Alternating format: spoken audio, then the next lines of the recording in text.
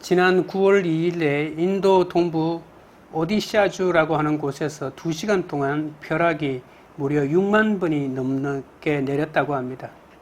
이 벼락으로 12명이 죽고 14명이 다쳤다고 하는데 벼락에 폭우까지 쏟아지면서 피해자가 컸다고 합니다. 몬순이라는 우기 동안의 찬 기단과 또 따뜻한 기단이 부딪히면서 이렇게 극단적인 벼락이 치는 것이죠. 인도에는 2021년 한 해 동안 무려 1,400만 번이나 상상을 초월할 정도의 벼락이 쳤고요. 매년 벼락을 맞아 2,000명 이상 되는 사람이 목숨을 잃는다고 합니다. 실제로 1967년부터 2019년까지 50년간 약 10만 명이 벼락으로 사망했다고 합니다. 지구온난화의 영향으로 앞으로 번개나 벼락이 더 많이 발생한다는 연구 결과도 있습니다. 2014년 사이언스지에 의하면 지구의 기온이 평균 1도씩 상승하면 번개나 벼락도 12%씩 증가한다고 하는 기록이 있습니다. 오늘 요한계시록 6장부터 하나님의 허락을 받아 하나님의 심판이 시작됩니다. 인을 하나씩 뗄 때마다 환난과 고통의 상징들이 쏟아져 나오거든요. 이것은 미래의 사건이 아니라 시대마다 발생하고 있는 사건입니다. 오늘은 이 재앙을 통해서 하나님이 우리에게 무엇을 원하고 계시는지, 무엇을 알기를 원하시는지 살펴보도록 하겠습니다. 첫째로 하나님의 심판은 이기고 또 이기려는 재앙입니다. 1절입니다. 내가 봄에 어린 양이 7인 중에 하나를 떼시는데 그때에 내가 들으니 내 생물 중에 하나가 우레소리같이 말하되 오라 하기로. 이제 두루마리에 봉인된 인을 떼기 시작합니다. 네 번째 인까지는 어린 양이 직접 뗍니다. 뗄 때마다 내 생물 가운데 하나가 말에게 오라고 하는 명령을 내리는 구조를 가지고 있죠. 7인 심판은 7 나팔과 7 대접 심판을 준비하는 예비 심판이라고 할 수 있습니다. 처음 4가지는 땅에 대한 심판이고 마지막은 우주적인 심판입니다. 그리고 7째 인을 뗄 때 7 나팔이 등장하고 그리고 7 나팔을 불 때 7 대접이 나타난다는 이런 특이한 구조를 가지고 있습니다. 똑같은 심판을 반복하는 것 같아도, 왜냐하면 인심판, 나팔심판, 대접심판이 심판하는 장소가 거의 똑같거든요. 그래서 똑같은 심판이 그냥 반복되는 것 같아도 인심판은 땅 4분의 1을 파괴하고 나팔심판은 땅 3분의 1을 파괴하고 그리고 대접심판은 땅 전체를 파괴한다고 설명하고 있습니다. 그렇기 때문에 점차 인심판, 나팔심판, 대접심판으로 가면서 심판의 강도가 더 점점점 심화되고 있는 사실을 알 수가 있습니다. 2절입니다. 이에 내가 보니 흰 말이 있는데 그 탄자가 활을 가졌고 면류관을 받고 나아가서 이기고 또 이기려고 하더라. 내가 봄에라고 하는 말은 어린 양이 인을 떼자마자 하나님의 심판 속으로 사건이 일어난다는 것을 말해주죠. 내 생물 가운데 사자 같은 모습의 첫째 생물이 오라고 명령하자 흰 말을 탄 정복자가 나타납니다. 내 생물은 천상의 경배를 이끌고 하나님의 보좌의 수행원으로 하나님의 심판을 직접 실행하는 존재로 나타나죠. 현재 명령형인 오라라고 하는 말은 당장 오라는 그런 뜻입니다. 흰 말을 탄 기사가 그리스도라고 하는 주장도 있습니다. 왜냐하면 흰 말을 탔기 때문에. 그리스도가 재림할 때 원수들을 파멸시키기 위해서 흰 말을 타고 오는 모습이 요한계시록 19장 11절에 있거든요. 이기기 위하여 면류관과 또 복음을 상징하는 활을 갖고 있기 때문에 더군다나 긍정적인 의미인 흰 말을 타고 있기 때문에 이 사람은 그리스도다라고 이렇게 주장하는 사람들이 있다는 겁니다. 흰색은 승리의 색이고 말과 활은 전쟁을 상징합니다. 백마를 탔다는 것은 정복자 가운데도 승리한 정복자를 뜻하기 때문에 실력도 있고 능력도 있고 깨끗하고 거룩한 색깔마저 가졌기 때문에 와, 예수님이구나 라고 이렇게 착각하기 쉽다는 겁니다. 그러나 이런 해석은 문맥과 전혀 맞지 않습니다. 흰말을 탄 이 기수는 즉 그리스도라고 보아야 합니다. 처음 4가지 인심판에 등장하는 이 기수는 마귀편에 있는 파괴자들입니다. 계시록 13장 7절에 보면 하나님이 짐승에게 성도들과 싸우고 그들을 이기도록 허용하는 거죠. 물론 여기에서 짐승이라고 하는 것은 들짐승을 말하는 것이 아니고 사탄의 편에 서 있는 자들을 상징적으로 말합니다. 요한계시록은 땅에 속한 사람들, 땅에 있는 사람들 또는 짐승에 속한 사람들, 이런 사람들은 다 마귀의 졸개라고 보시면 됩니다. 이 말탄 기수들은 전쟁에 대한 인간의 욕심과 그리고 그 전쟁이 불러온 참혹한 결과들을 우리 가운데 보여주고 있습니다. 하나님의 심판은 하나님이 심심해서 내리는 심판이 아니라 인간의 부패가 가져온 결과라는 사실을 알아야 합니다. 그래서 자세히 보면 이 기수들은 영적인 마귀 세력이 아니라 인간 세력이라는 것을 알 수 있습니다. 1세기의 팍스 로마라고 하는 평화는 정복한 사람들에게 칼을 들이대며 통제하게 만든 일종의 허상입니다. 말을 탔다라고 하는 말은 보좌에 앉으신 하나님을 흉내내고 있거든요. 그래서 스스로 하나님 자리에 앉아있는 인간이 그 인간의 욕망에 의해서 만들어낸 그러한 참혹한 전쟁이라고 볼 수가 있는 것이죠. 우리는 이런 외모와 학벌에 다 넘어갑니다. 흰말을 타고 칼을 가지고 다가오는 이 사람들에게 넘어가지 않을 사람이 없는 거죠. 그래서 그런 스펙을 가지고 세상에서 이기고 또 이기는 사람들을 부러워하죠. 부러워하는 사람들을 우리는 두려워하는 것이 인간의 특징입니다. 그러니 재앙이 시작됩니다. 여러분, 세상에 이긴 사람들을 부러워하고 그 사람들을 두려워하는 순간에 나에게 재앙이 시작된다는 사실입니다. 여러분, 예수님은 이미 이긴 사람입니다. 요한계시록에서 이긴 자가 누구냐라고 하는 것은 정말 중요한 문제거든요. 왜냐하면 이긴 자에게만 예배를 드려야 되기 때문에, 경배를 드려야 되기 때문에 그렇습니다. 그래서 사탄은 자기 신들이 이긴 자다, 그러니 나에게 예배하라고 이렇게 외치고 있죠. 누가 이긴 자인가라고 큰 소리칩니다. 그러나 진실로 이긴 자는 예수님밖에 없죠. 그러니까 참된 승리자 예수님에게 끊임없이 이기고 또 이기려고 정복전쟁을 걸며 싸움을 하고 있는 사탄의 진영의 모습을 보여주고 있는 것입니다.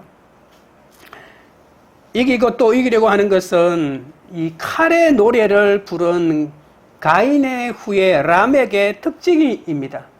그리고 인간이 가진 이러한 고통의 모든 원인은 라멕처럼 칼을 가지고 자신의 가지고 있는 능력과 그리고 자신이 끌고 모은 어떠한 세력을 가지고 이 땅에서 좀 더 정복하려고 이기고 또 이기려고 하는 그 모든 전쟁의 결과 때문에 오는 것이 인간의 근본적인 고통이라고 하는 사실을 잘 보여주는 것이죠.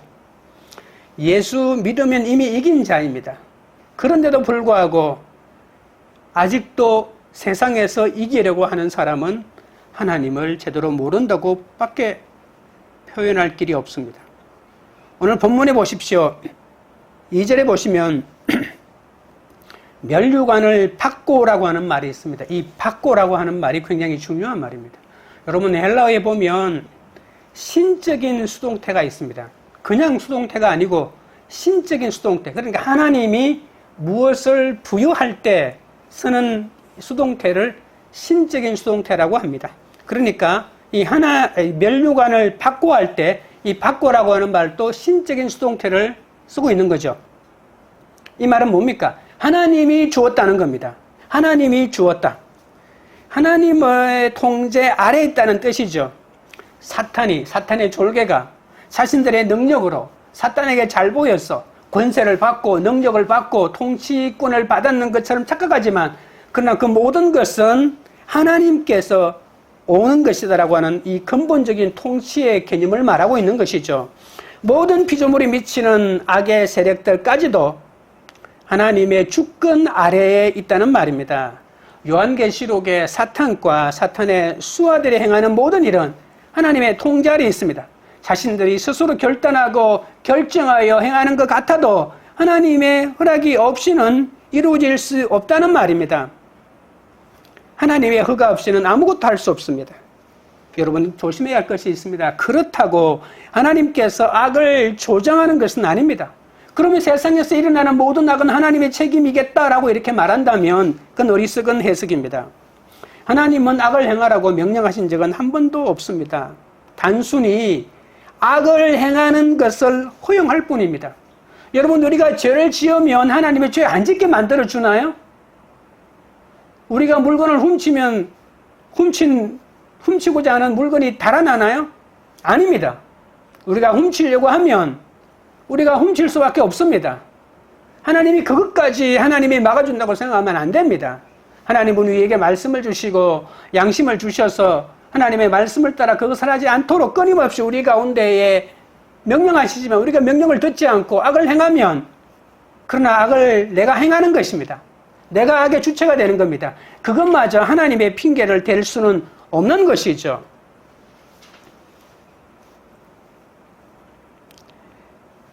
하나님은 악을 행하라고 명령하지 않고 단순히 악을 행하는 것을 허용할 뿐입니다.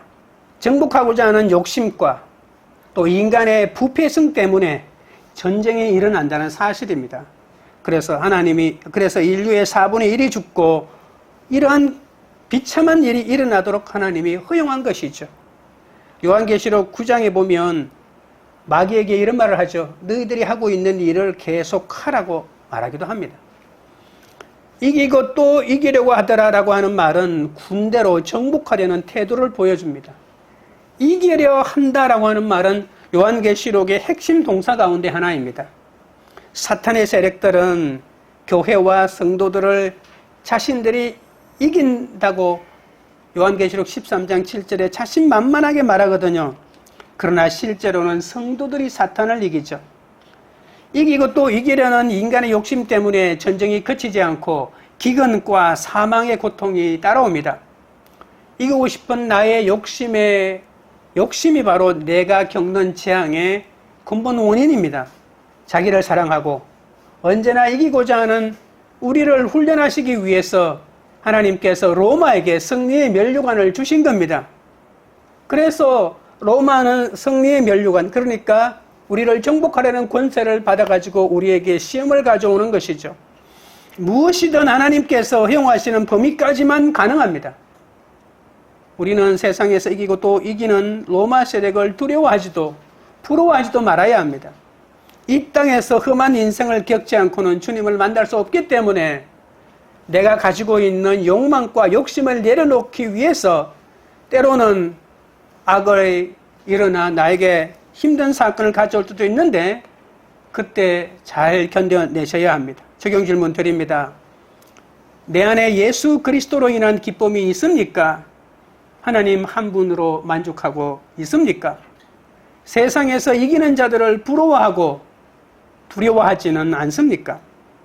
둘째는 하나님의 심판은 화평을 제하는 재앙입니다. 3절입니다. 둘째 인을 떼실 때에 내가 들으니 둘째 생물이 말하되 오라 하니 비슷하죠. 둘째 인 심판도 첫째와 같은 방식으로 시작합니다. 송아지 같은 둘째 생물이 오라고 부릅니다. 이 심판도 역시 인간의 부패함이 온전히 드러나도록 하나님이 허용하신 재앙입니다. 인간의 부패가 커져서 한계를 넘어가자 자기 파괴를 낳고 이기려는 욕심 때문에 내전이 일어나는 것이라고 볼 수 있는 것이죠. 4절입니다. 이에 다른 붉은 말이 나오더라. 그 탄자가 허락을 받아 땅에서 화평을 제하여 버리며 서로 죽이게 하고 또 큰 칼을 받았더라. 붉은 말 탄자가 등장합니다. 붉은 말은 세상에서 끔찍한 유혈 사태와 사륙이 일어날 것을 상징하고 있습니다. 요한계시록 12장 3절에 보면 용의 색깔을 언급하는데 붉은 용이라고 정확하게 말하고 있는 것이죠. 용이 하나님의 백성들을 미워하고 살육하기 때문에 특히 피와 색깔이 같기 때문에 뿔다라고 하는 표현을 쓰고 있는 것이죠. 이 붉은 말을 탄 기수는 세 가지 일을 한다고 합니다. 첫째는 땅에서 화평을 제하여버리고, 둘째는 사람들이 서로 죽이게 하고, 셋째는 유혈 사태를 일어나도록 큰 칼을 사용한다고 합니다. 로마인들은 군사력과 힘은 오직 자신들에게만 있다면서 자신들이 사람들을 죽이는 권한이 있다고 큰 소리쳤죠. 금을 사용할 수 있는 권리와 그리고 사람을 죽일 수 있는 처형의 권한은 로마 황제와 그리고 로마가 임명한 지방 총독에게만 주어져 있습니다. 황제가 손가락을 어떻게 움직이냐에 따라서 한 사람의 생명이 왔다 갔다 하지 않습니까?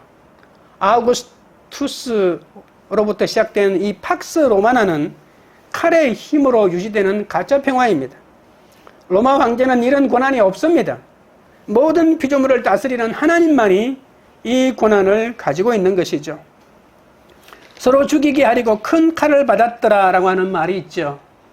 이 말이야말로 인간의 욕망을 잘 드러내는 말은 없습니다. 서로 이기려고 악으로 벌어지는 전쟁의 본질을 말한 겁니다. 끝으로는 서로 평화를 원하는 것 같아도 속으로는 남을 죽이고 나는 더 높이 올라가려고 발부둥 치는 거죠.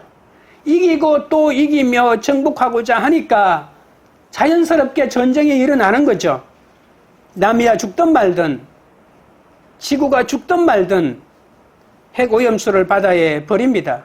일본 정부는 주변 국가와 정보를 공유하지도 않고 정중하게 양해를 구하지도 않고 미안해하는 기색도 없이 얼마나 당당하게 오염수를 바다에 버리는지 모릅니다. 바다에 버리는 것 외에 다른 방법이 전혀 없다면 주변국과 정보를 공유하고 양해를 구하면서 필요하면 도움도 요청하고 성의껏 피해를 보상하면서 그렇게 할 수 있지 않겠습니까? 그러면서 이렇게 하는 것은 과학이라고 큰 소리 치는 거죠. 여러분, 이것은 과학이 아니라 윤리의 문제입니다. 과학은 지식의 집합이 아닙니다. 마음의 상태라고 말하는 사람이 있습니다. 물질의 증거와 객관적 사실을 근거로 논리의 규칙에 따라 생각하고 추론함으로써 알고자 하는 대상의 실체에 다가서려는 태도가 더 중요하다는 뜻이죠. 내 자식은 왕의 DNA를 가지고 있는 고귀한 족속이기 때문에 어떤 선생들도 내 자식에게 손을 댈 수 없다고 말하는 사람들이 있습니다. 교육부의 2016년부터 2021년에 재직 중 사망한 교사 현황이라고 하는 자료에 의하면 최근 6년 동안 해마다 약 평균 100명 이상인 총 687명이 사망했다고 합니다. 그 중에 76명인 11%가 바로 자살로 사망했습니다. 우리나라 전체 사망자의 4% 정도가 자살률과 비교해 보면 이 12%는 약 3배 정도가 되는 굉장히 높은 자살률을 가지고 있죠. 그것도 교사들이 말입니다. 그 중에서도 20대, 30대 교사가 전체 자살자의 38%를 차지합니다.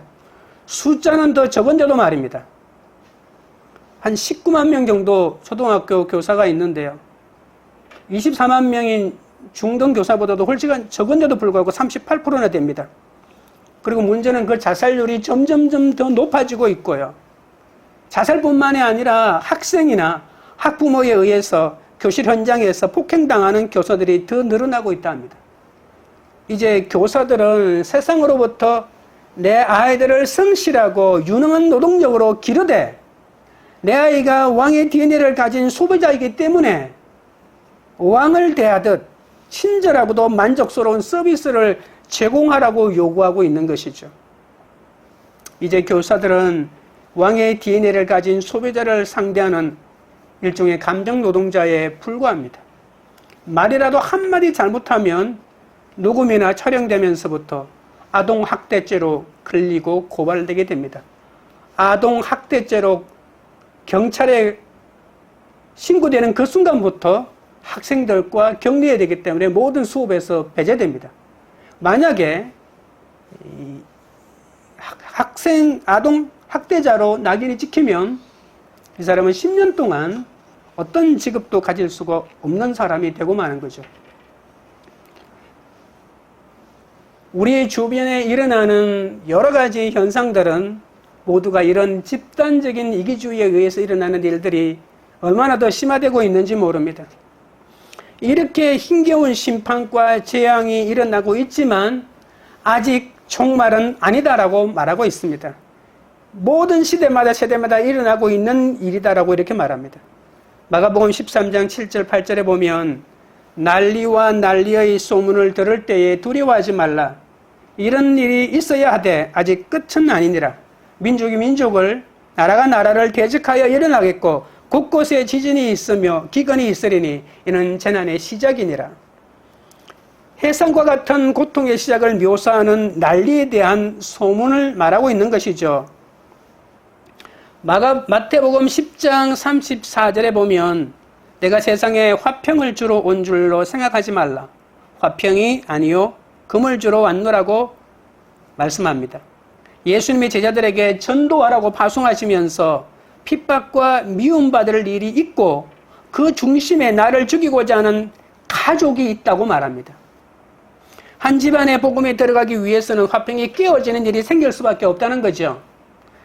그런데 그 화평을 깨기 싫다면 절대로 복음이 들어가지 않는다는 뜻입니다. 믿음으로 하나가 되는 본질적인 화평을 위해서는 깨어져야 할 화평이 있다는 겁니다. 내 남편의 마음을 건드리지 않기 위해서 끊임없이 남편이 하자는 대로 살면 인생이 후딱 지나갑니다. 눈을 들어보면 벌써 60이고 70입니다. 그러면 자신 속에 있던 모든 신앙은 다 사라지고 자신은 고사하고 자녀들에게 물려줘야 될 아름다운 신앙의 유순마저도 다 잃어버리고요. 그때 눈을 들면 뭐합니까?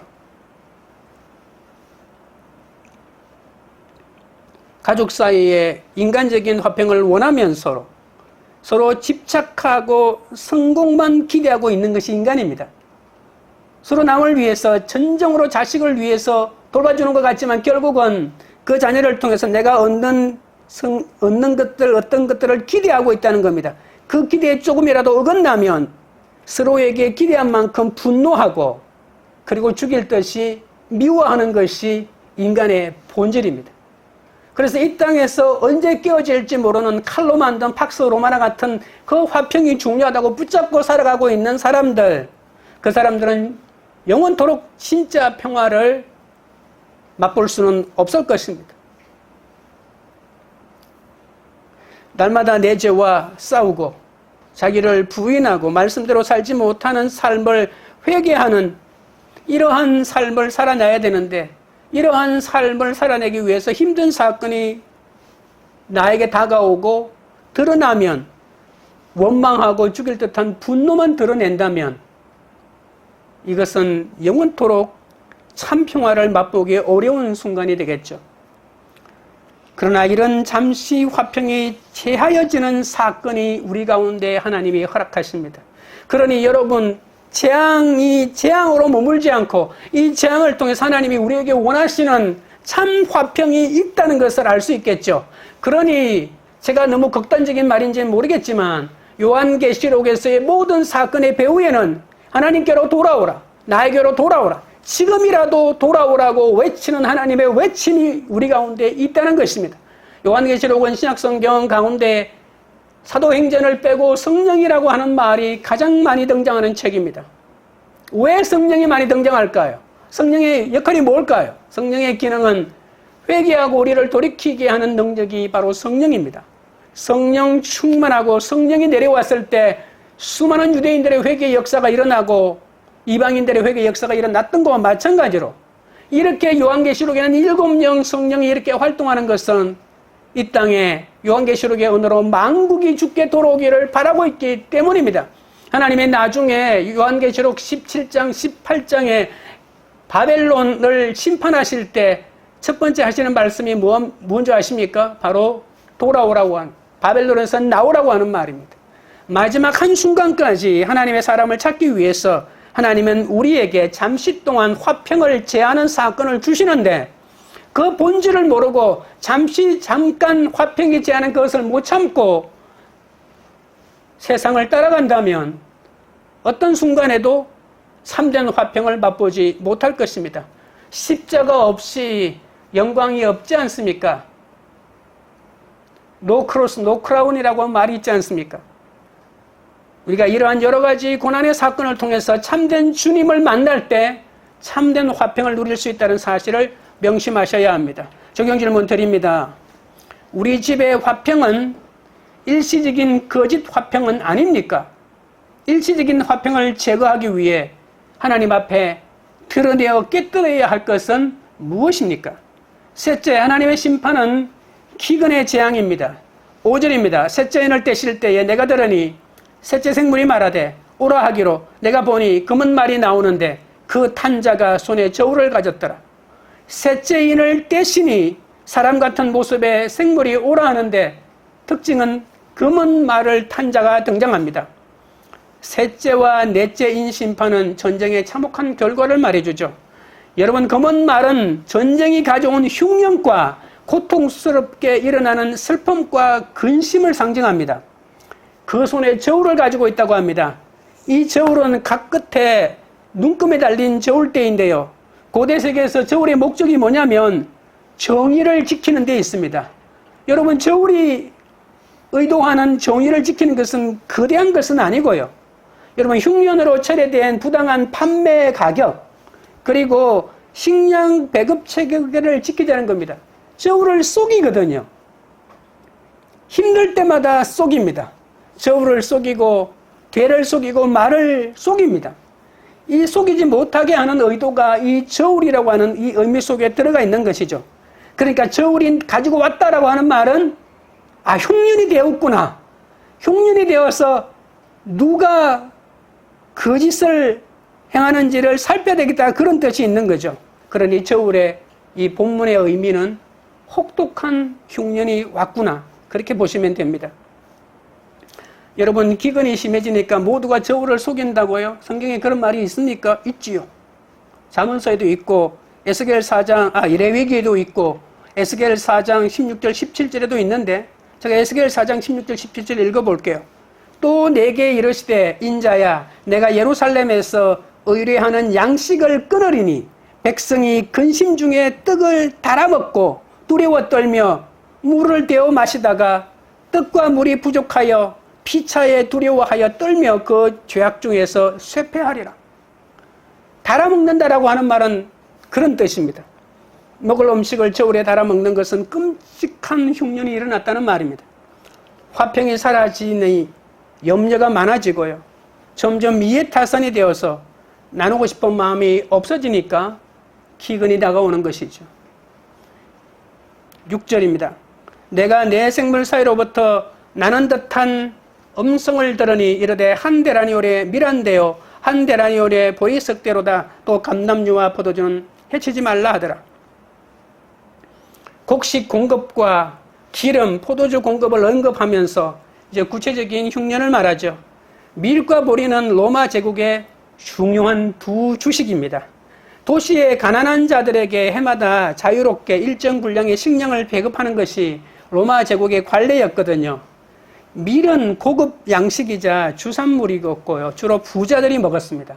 그리고 보리는 값은 조금 더 쌌지만 양이 적었기 때문에 주로 가난한 자들이 먹었습니다. 오늘 본문에 보십시오. 한 데나리온이라고 말하는데, 그리고 한 되라고 하는 말이 나옵니다. 데나리온은 우리가 아는 것대로 노동자 하루 품삯이잖아요. 그래서 이 사람들이 하루 동안 뼈 빠지게 일해서 얼마만큼 양식을 살 수 있는지를 말하고 있는데, 한 데나리온에 밀 한 대라고 이렇게 말하고 있습니다. 밀은 부자가 먹는 거죠. 한 대는요, 한 사람이 하루에 먹을 수 있는 양인 약 1.14리터입니다.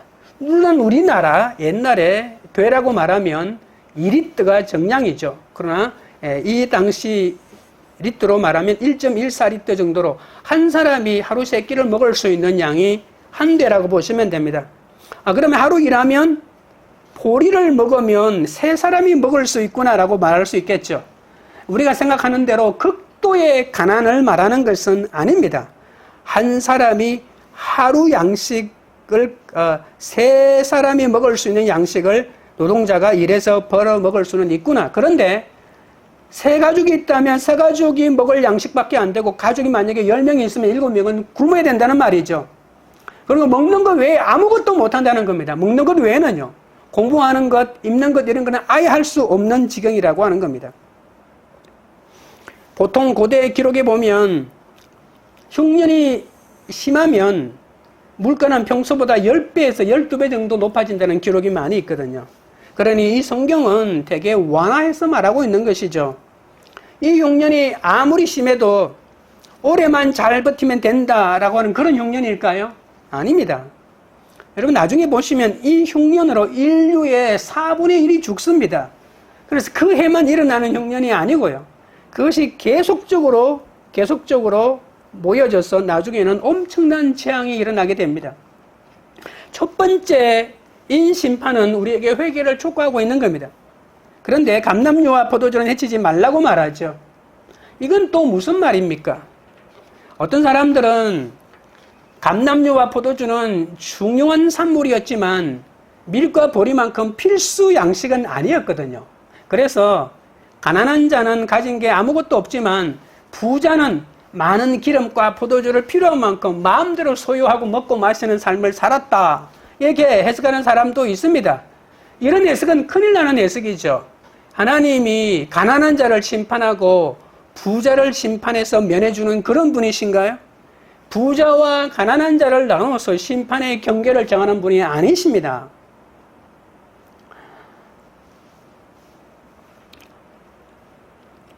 하나님은 부자는 번성하고 가난한 자만 고통을 겪도록 하시지 않습니다. 다만 하나님은 흉년이 너무 심해지지 않도록 보살피고 있다는 사실을 알아야 합니다. 감람류와 포도주는 해치지 말라라고 하는 것은 이 심판의 와중에도 우리를 돌보시는 하나님의 마음을 읽어내라는 그런 뜻입니다. 주후 92년에 식량난에 허덕이고 있는 로마 시민들을 위해서 도미티아누스 황제, 이 황제가 곡물 생사를 증가시키기 위해서 모든 포도나무의 절반을 다 베어버리고 그곳에다가 보리어미를 심어라 라고 이렇게 명령한 적이 있습니다. 그런데 포도나무를 베는 것은 장차 포도주 생산을 감소하고 오히려 흉년을 훨씬 더 심화시킨다고 하는 주청이 쏟아지자 그 명령을 취소하는 대소동이 벌어졌다는 기록도 있습니다. 여러분, 이 심판의 심각한 흉년의 배후에는 하나님이 계시기 때문에 사람이 하나님이 내린 재앙을 조종할 수 없습니다. 흉년을 주었다가 그리고 풍년을 주시는 것은 하나님의 권한에 속해 있습니다. 이처럼 하나님은 우리를 불쌍히 여기셔서 우리에게 한계에 다다를 만큼 큰 고난을 겪게 하시죠. 하나님 그것을 분명히 허락하십니다. 그래도 밀 한 대나 보리 석 대는 살 수 있을 만큼의 고난입니다. 완전히 가난하면 살아날 수가 없으니까요. 그리고 그 고난에 감람류와 포도주는 공급하겠다고 말씀하고 있지 않습니까? 견딜 만한 고난으로 하루속히 하나님께로 돌아오라고 하는 하나님의 촉구입니다. 이 기근은 예수 그리스도가 내 인생에 우뚝 서기 위해서 일어나야 할 필요 사건이었죠.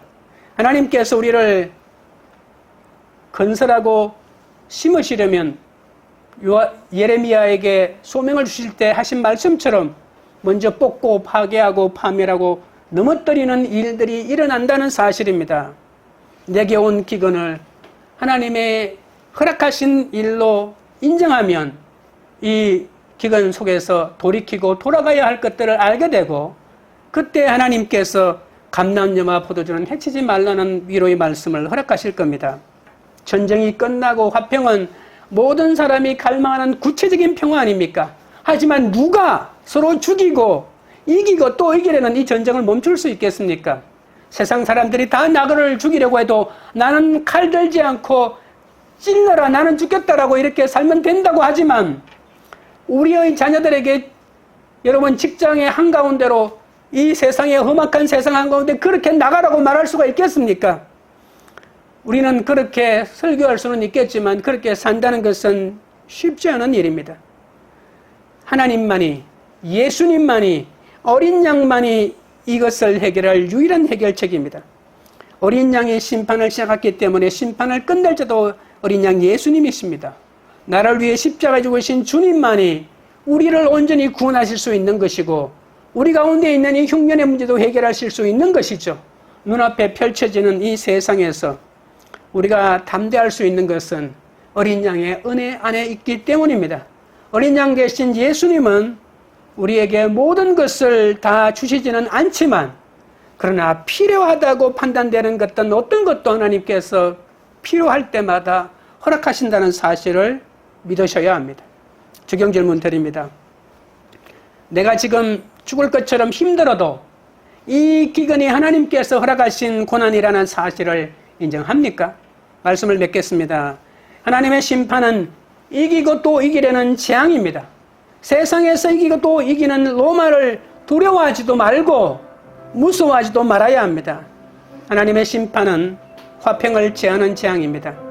인간적인 화평을 원하면서 서로 집착하고 성공만 기대하며 기대한 만큼 분노하고 죽일 듯이 미워하지 말고 날마다 내 죄와 싸우고 자기를 부인하고 오히려 말씀대로 살지 못하는 자신을 회개하는 삶을 살면 하나님이 참 평화를 허락하실 겁니다.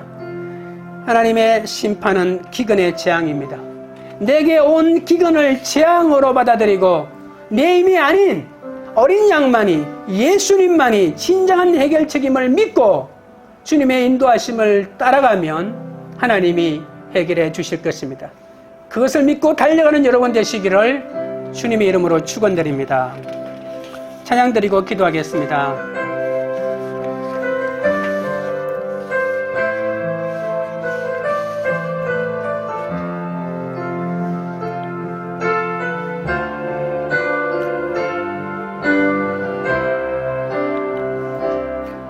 모든 영광과 존귀 주께 드리리. 나의 두 손을 높이 들고 주의 이름 찬양해. 모든 영광과 존귀 주께 드리리. 나의 두 손을 높이 들고 주의 이름 찬양해. 모든 영광과 존귀 주께 드리리. 나의 두 손을 높이 들고 주의 이름 찬양해. 모든 영광과 존귀 주께 드리리.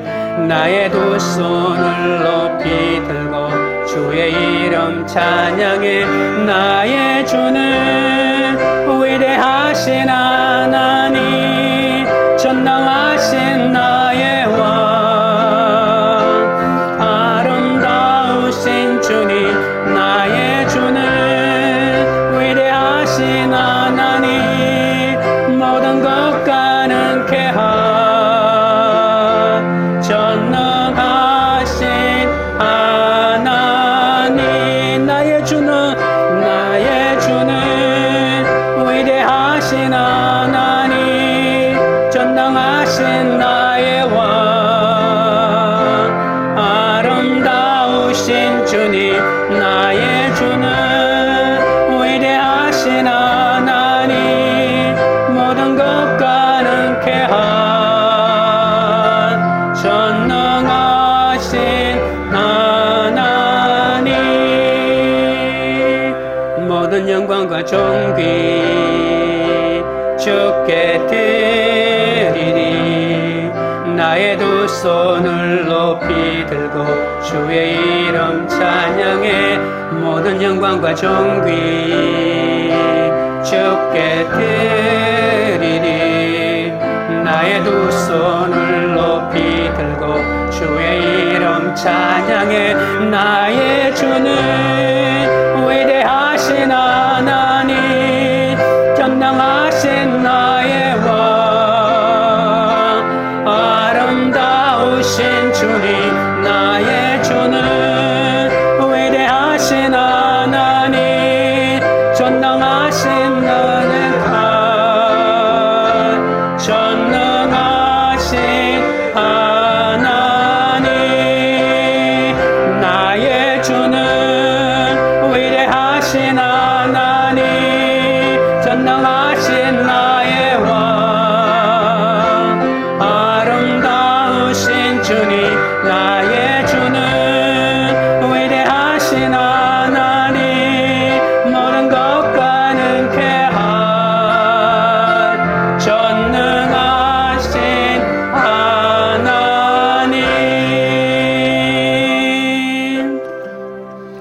기도하실 때 내 안에 예수 그리스도로 인한 기쁨이 있게 해달라고 기도합니다.